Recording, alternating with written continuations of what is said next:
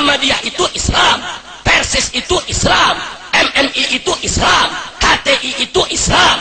Tapi kalau Ahmadiyah sesat, kafir, murtad. Bagaimana mungkin Islam bisa disamakan dengan Ahmadiyah? Umat Islam meyakini bahwa Nabi yang terakhir adalah Nabi Muhammad. Tidak ada Nabi baru setelah Nabi Muhammad. Sedangkan Ahmadiyah mengatakan masih ada Nabi baru setelah Nabi Muhammad. Umat Islam di seluruh dunia yakin, percaya dan beriman Al-Quranul Karim, kitab suci terakhir kepada Nabi terakhir. Tidak ada kitab suci baru setelah Al-Quranul Karim.